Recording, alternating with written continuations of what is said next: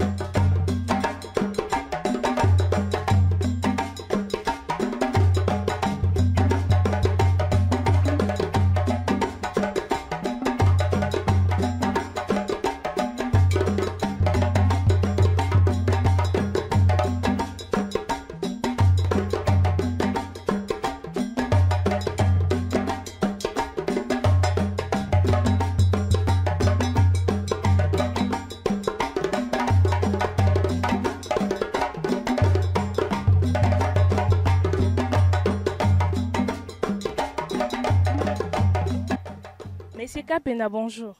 Bonjour madame la journaliste. Nous nous excusons de vous surprendre pour l'interview d'aujourd'hui, mais nous aimerions vous poser quelques questions sensibles concernant votre vie intime. Vous êtes prêt à nous répondre? Oui madame la journaliste. Nous pouvons prendre place?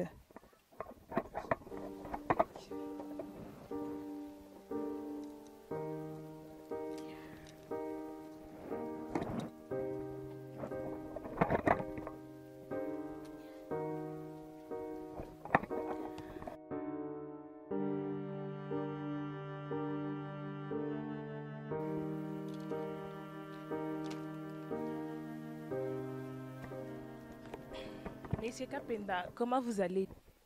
Ça va madame. Bon, vous pouvez nous parler, nous narrer de votre vie? Oui madame.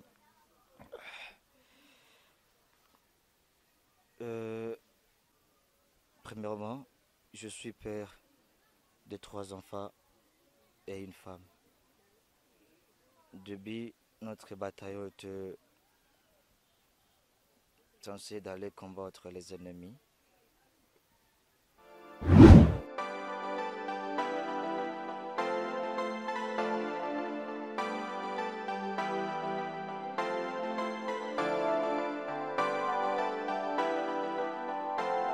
J'avais embrassé cette carrière noble pour défendre la souveraineté de mon pays.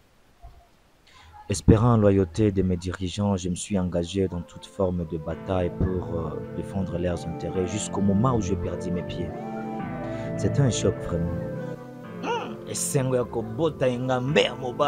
Courage mon fils. Maëlle. Chérie, j'arrive.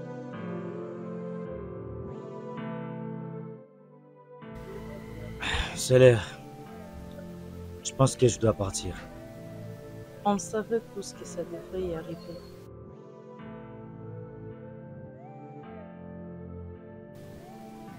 J'ai déjà parlé à Kabea pour l'emprunt.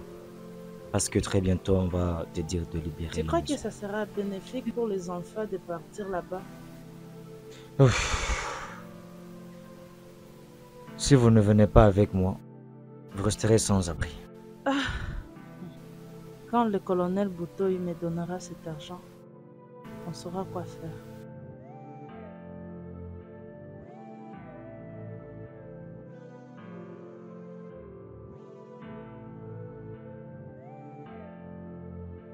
Bon, je dois partir.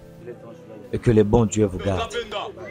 Fiston, prends bien soin de ta mère. Et vous devrez prendre les études au sérieux. Oui, Freddy.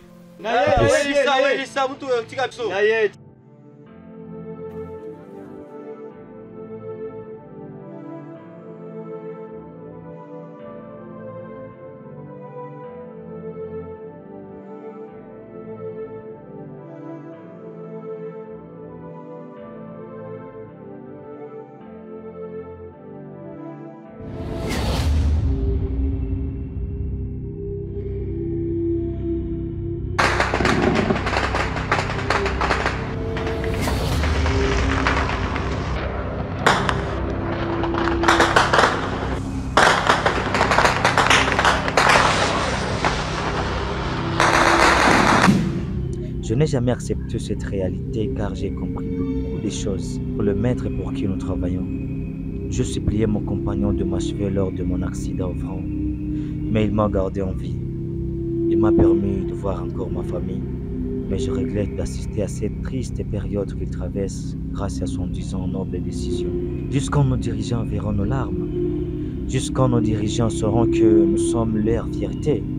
Nous, les forces armées de la FRDC, nous voulons une grande considération de nos droits. Nous avons droit à un foyer aisé et bien considéré dans la société. Ah, vraiment, c'est triste cette histoire que vous venez de raconter. Je peux voir votre femme? Ma femme? Maëlé? Maëlé? Viens un peu, chérie.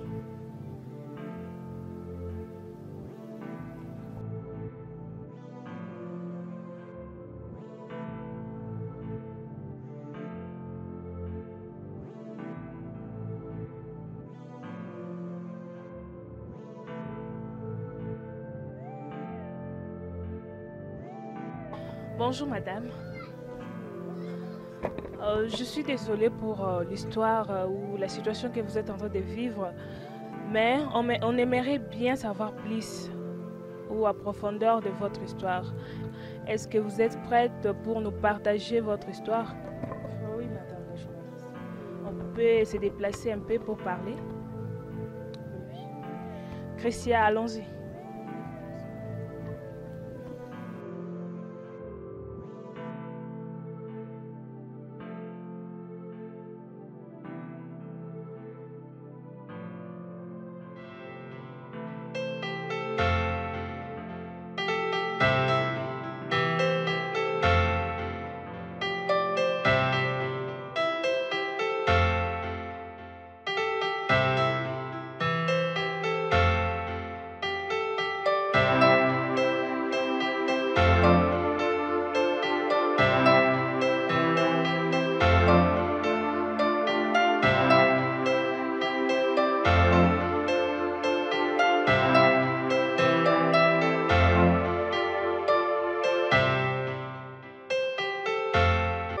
Merci madame d'avoir accepté de partager avec nous et de répondre à nos questions. Merci beaucoup, madame la journaliste. En fait, comment vivez-vous l'handicap de votre mari? Déception. C'est un fardeau lourd à porter et difficile à déposer. Le poids de mes enfants,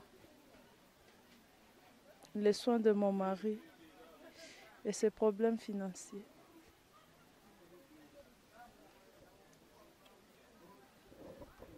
Comment faites-vous pour prendre en charge votre famille?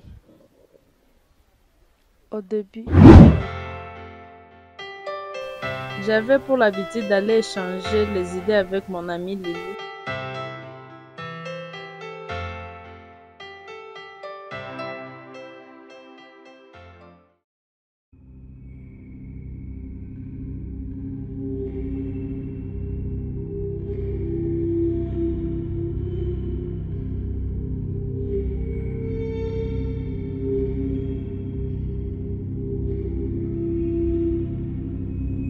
un des combattants qui est parti avec nos maris est rentré.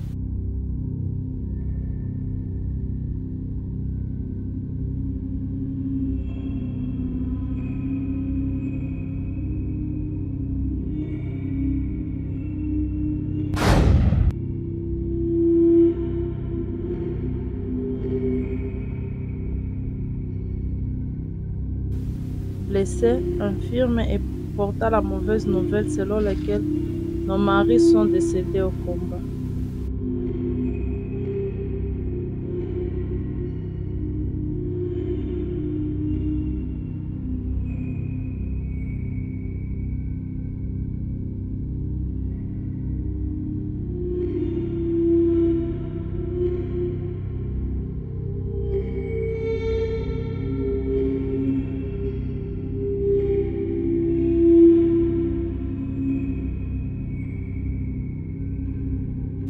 Ça nous a tellement fait mal que nous avions eu peur du poids qui nous pesait sur les épaules.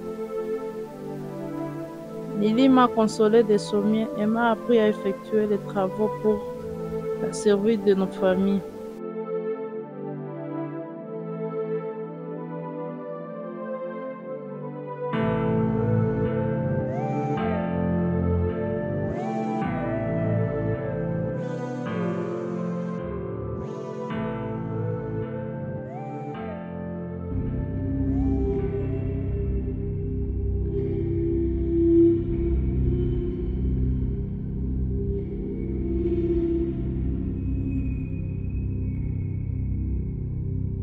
J'ai fait l'impossible pour joindre les deux bouts du mois et maintenir mes enfants en vie.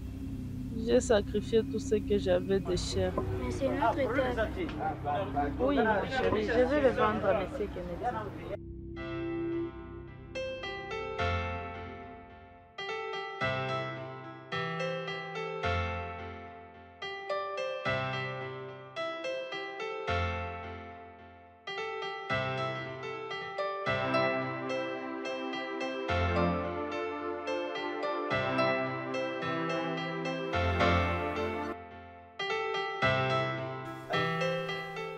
Va prendre la bouillie à l'intérieur, mon cher.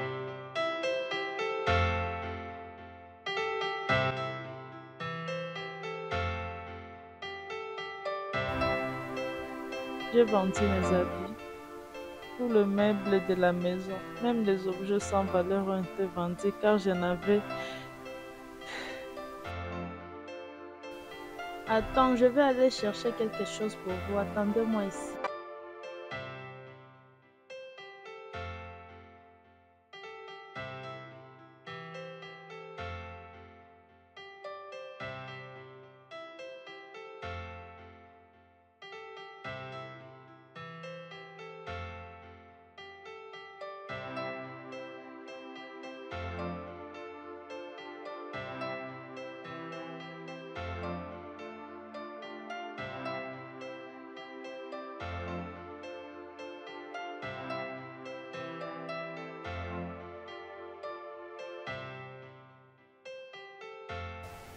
Ensemble, nous avons entrepris l'agriculture et la vente de légumes, mais c'était toujours insuffisant pour couvrir les besoins de nos familles. 6 mois après, je suis partie avec mes enfants réclamer les salaires de mon mari, car ça faisait un temps que nous ne recevions rien. Oui,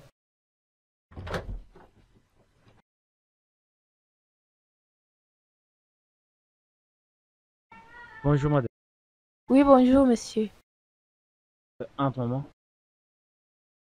Bonjour, Bonjour, madame. Prenez place. merci. Mais toi, Que nous ne recevions rien. madame, Oui, je t'écoute.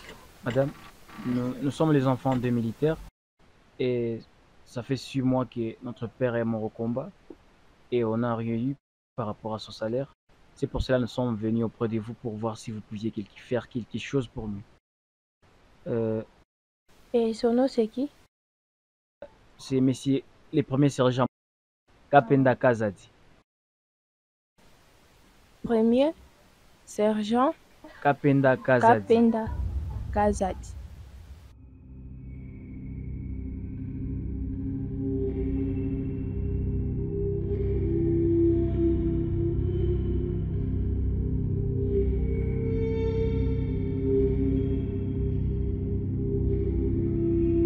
Désolé, monsieur, je ne vois pas les noms de votre père. Quoi? Non, s'il vous plaît, madame. Veuillez réessayer. C'est monsieur Kapenda Kazadi. Monsieur Kapenda Kazadi. Veuillez réessayer, madame.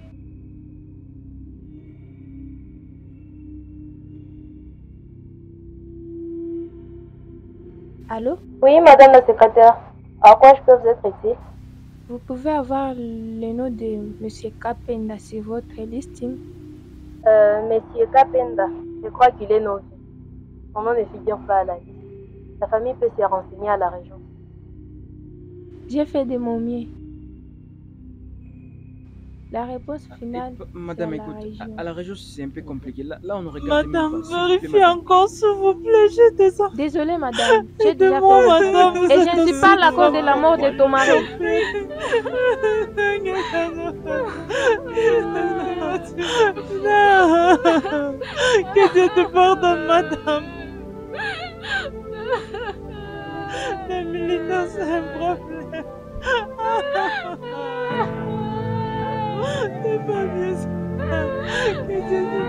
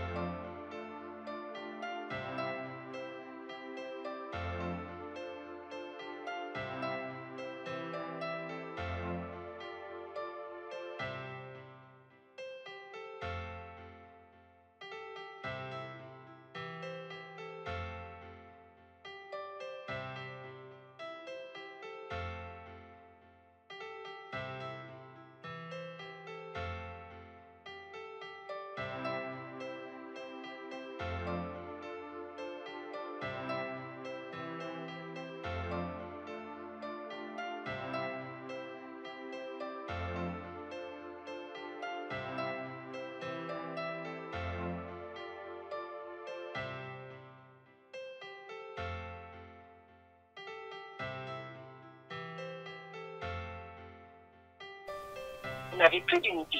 Composez étoile 910 pour emprunter.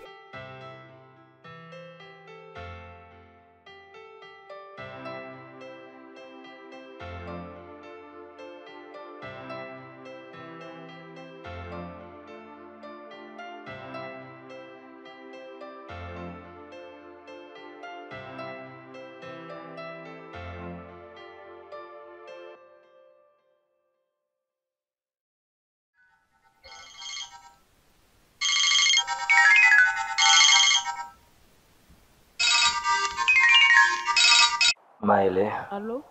Oui, ma chérie, c'est moi. Comment tu vas? Seigneur Jésus. Oui, ma chérie. Quoi?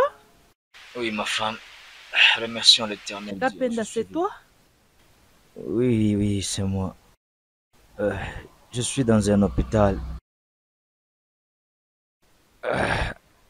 J'ai été touché. Que la grâce soit rendue à l'Éternel. Mais on m'avait dit que Non, je suis vivant. comme ça tu rentres à la maison. Ah. Reviens-nous s'il te plaît, il y a tant de problèmes que j'ai Va pas voir pu le résoudre. colonel Toussek et parle avec lui. Dis-lui que je suis hospitalisé. Fais vite, chérie. Je suis sûr qu'on vous aidera. D'accord, je vais tout de suite.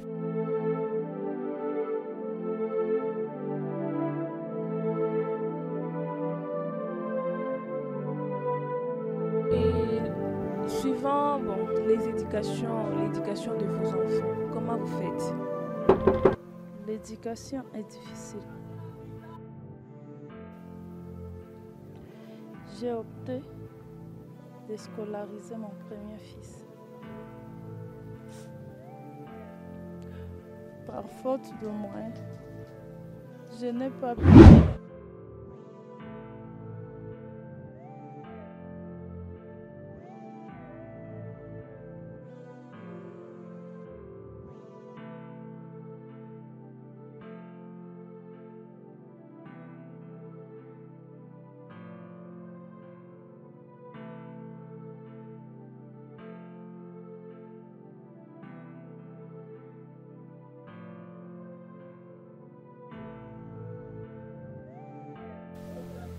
Madame, j'ai beau travailler comme une folle, mais je ne suis pas à la hauteur de faire scolariser mes enfants.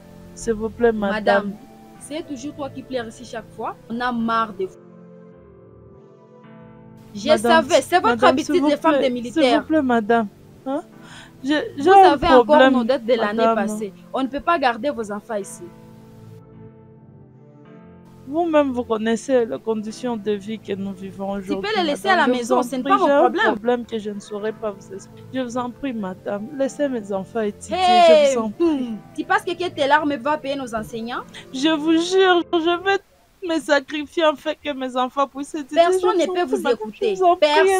Personne. S'il vous plaît, va prendre ton enfant de veuve.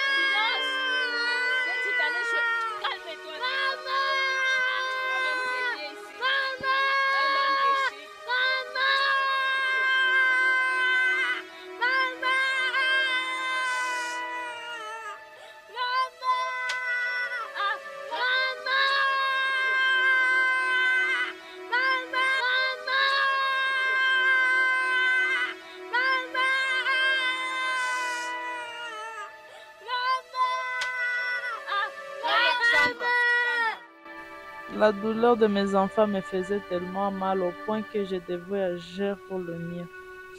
Pour moi, le sommeil n'avait pas de sens.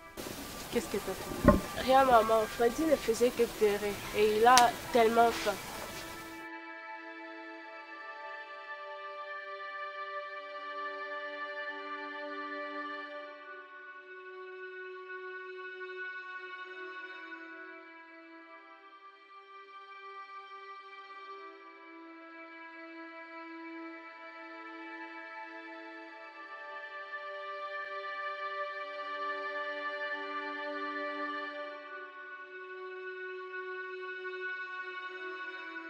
Le plus important que j'ai fait.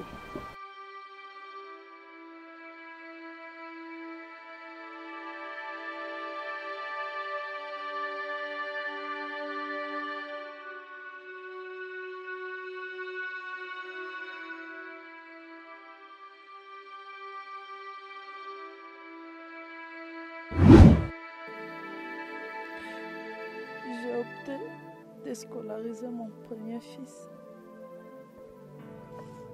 Mais, faute de moyens, je n'ai pas pu réussir à lui donner le moyen suffisant.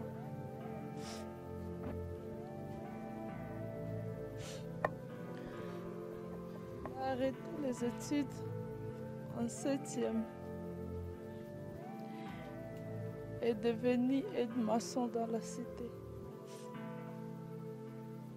Les autres ont arrêté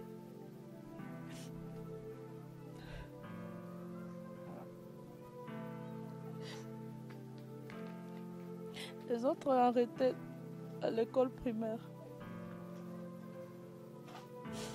L'éducation de mes enfants et mon plus grand mon plus grand regret car ça ne fait pas ma fierté.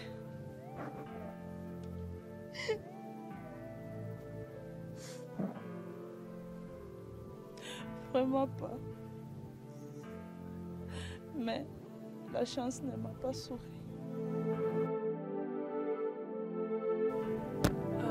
Savez-vous que vous êtes une femme à encourager et à féliciter? Savez-vous que vous avez des droits à défendre? Comment faites-vous pour défendre vos droits? Depuis l'accident qu'a subi mon mari au front,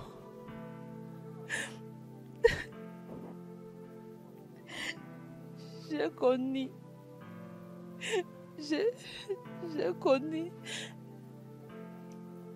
des pressions dans la cité.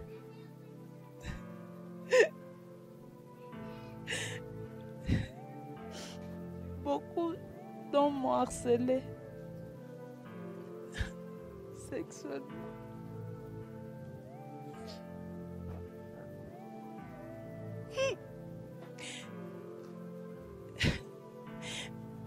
Ils m'ont incité à la débauche et à l'impudicité. J'ai été violée. J'ai vécu des moments particulièrement difficiles pour trouver une occupation dans la cité.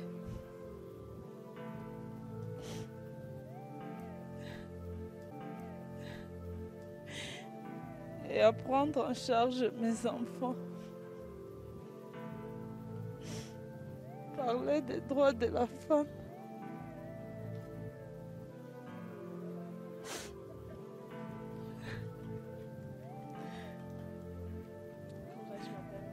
Dans ce contexte, c'est un rêve, c'est une illusion pour moi. Sois forte, sois forte. Désolée. Désolée vraiment. Ah oui. C'est votre fille là? Qui ça? Ouais. Sandra. C'est elle, Sandra? Oui, c'est Sandra, ma fille. Elle est avec son bébé.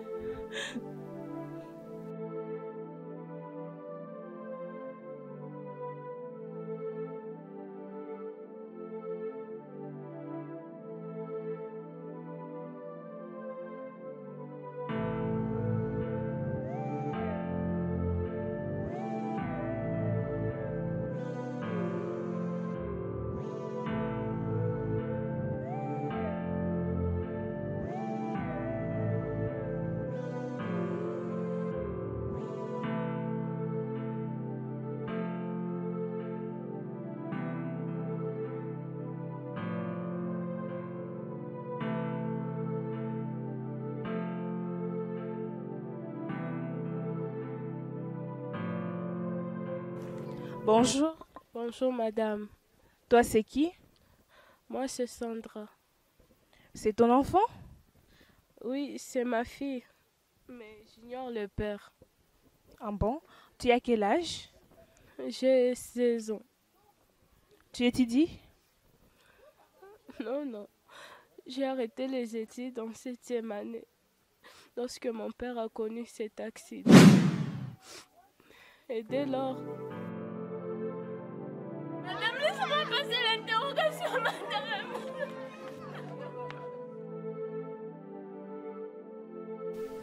J'ai traversé les pires des moments de ma vie. J'étais élève à l'Institut du Camp quand mon père était encore valide. Je m'efforçais d'être appliquée parce que mon papa me disait que seules les études me rendront une vie aisée dans le futur. Sandra, tu as quelque chose de prévu aujourd'hui? Non, maman. Je te rappelle pas comment chasser de la confusion. Peux-tu aller vendre les légumes pour moi, s'il vous plaît? Je me sens pas bien. D'accord, je vais me préparer.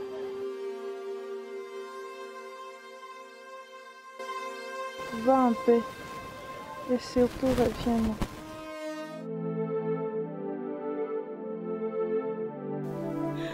Après son accident, papa est devenu très aigri. Il ne communique presque plus. J'ai été chassée de l'école après que le salaire de mon père soit retenu. Je ne sais pour quelle raison. J'ai passé mon temps à aider ma maman dans les travaux quotidiens jusqu'au jour où je suis allée vendre les légumes. Je parcouris toute la cité en train de rôder en criant très fort.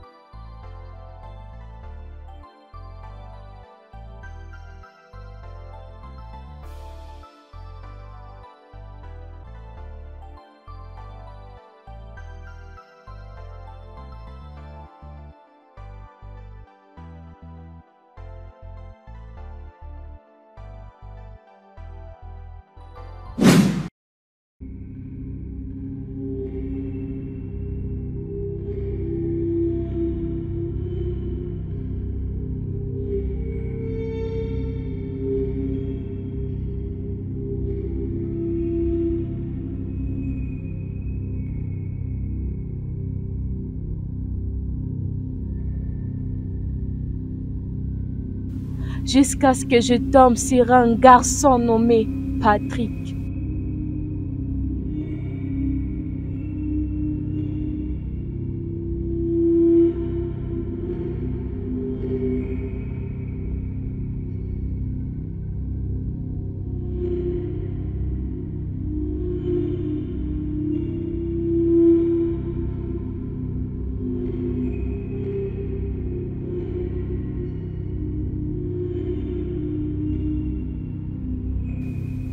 Il m'a proposé d'acheter tous les stocks en condition que je dépose chez lui.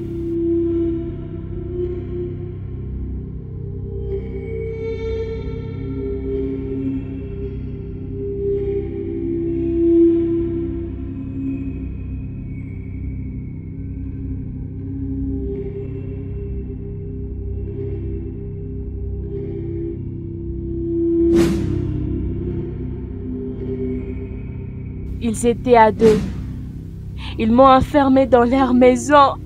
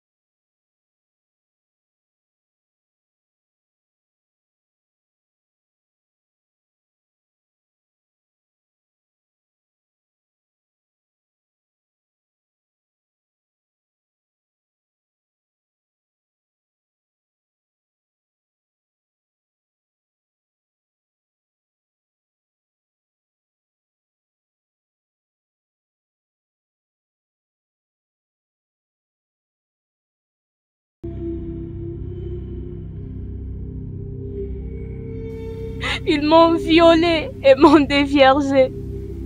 J'avais tellement honte que j'ai décidé de ne plus rentrer chez moi.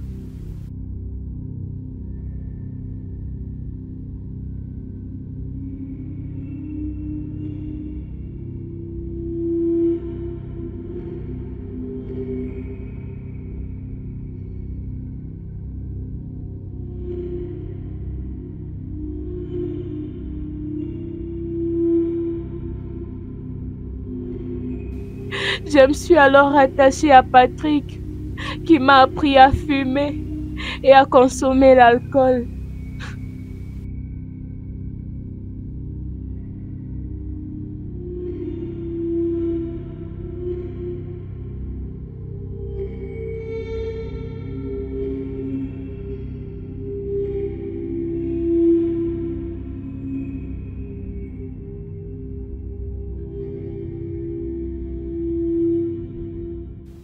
Je vécu avec lui pendant...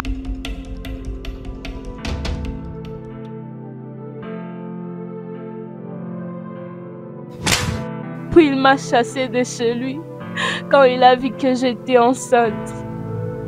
Il m'a traitée de pute, il m'a battue. Me sentant en danger, j'ai décidé de rentrer chez moi pour implorer le pardon de mes parents.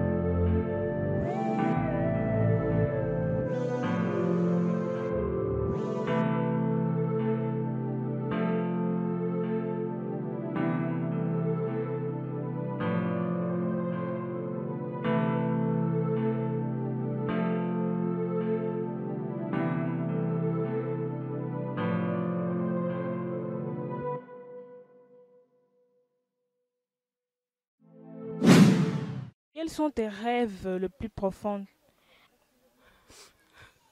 J'aurais aussi voulu être comme les filles de la cité. M'habiller comme eux. Marcher comme eux. Prends courage, calme-toi. Je déteste d'être une fille d'un militaire. Calme-toi, le Seigneur est au contrôle de tout. Calme-toi.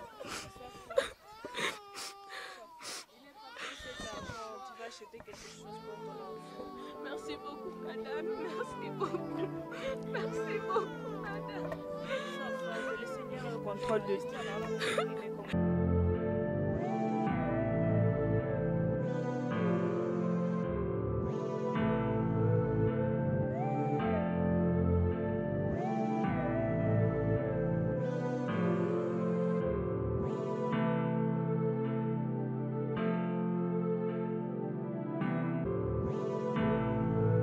Ton frère n'est pas encore là? Non, il n'est pas là.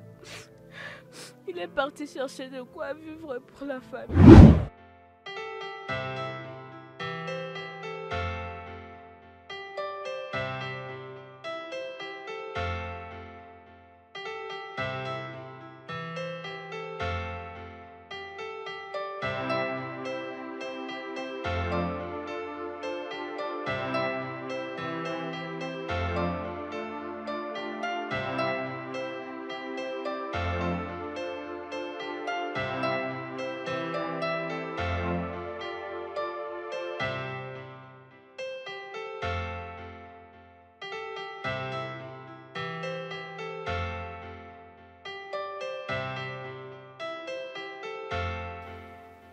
Petit, comment?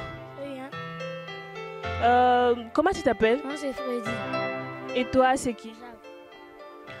Tu étudies? Non. Alors, tu viens d'où? Moi, j'étais dans la cité en train de chercher les déchets de fer et mes amis ramassaient des bouteilles plastiques pour les vendre. Et ça, c'est quoi? L'argent. Où est-ce que tu as trouvé tout cet argent? J'ai reçu mes 2000 francs et je vais donner à maman 1500. Je vais parier les 500 pour tenter ma chance chez les Muzungu au betting. Ok. Tu peux savoir où est ton frère? Il est chez Mère Double. Chez Mère Double? C'est où chez Mère Double? Viens, je vais t'y conduire.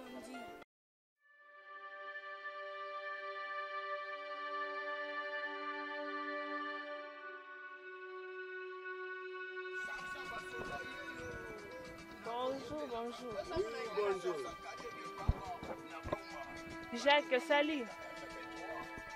Salut Jacques. Il y a Jacques. Je voulais te parler sur votre vie, poser quelques questions.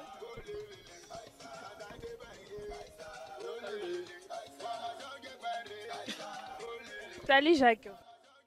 Nous sommes venus pour vous poser quelques questions concernant votre vie.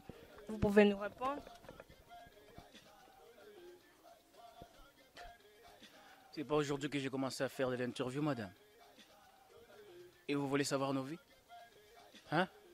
Vous pouvez être surpris. Surpris. Tu parles. Écoute, madame, je n'ai ni l'envie ni l'intention de vous manquer du respect. Moi, j'ai suffisamment de problèmes pour en ajouter encore plus. D'ailleurs, je perds mon temps à vous parler là. Ok, Christian, allons-y. Est-ce que tu sais comment ma famille va manger ce soir? Non, non. Est-ce que tu sais comment je vais manger ce soir? Non, tu sais pas. Moi, je m'en fiche de vos putains d'émissions là. D'ailleurs, tu devrais partir. Ok, merci beaucoup. Christian, allons-y. Même une autre fois. Les Kapenda représentent la majorité de nos vaillants combattants. Ils ont sacrifié leur vie sous les drapeaux pour défendre la nation. Ils méritent notre particulière attention. Traitons-les dignement. Aujourd'hui, nous étions avec la famille de M. Kapenda. Nous avions parlé de leur situation. Ils nous ont narré leur vie. De la façon tragique qu'ils sont en train de vivre. Chère population, que dites-vous de la manière tragique que de telles familles sont en train de vivre? Quels crimes ils ont fait? Je ne vois pas les crimes. Le seul crime est de protéger le pays, l'intégrité nationale et de ne jamais trahir leur pays. Les militaires et leurs dépendants ont le droit de bénéficier des avantages, la protection et défendre leurs droits et leurs intérêts. Ils ont sacrifié leur vie. Remerciez-les dignement. Merci.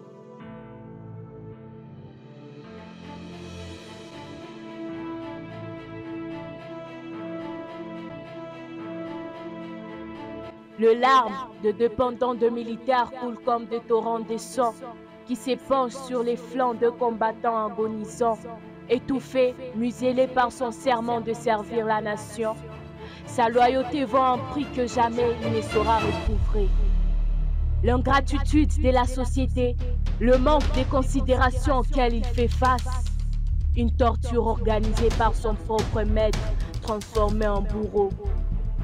La triste vie des dépendants de militaires, un appel à la conscience du dirigeant. Nos combattants méritent mieux.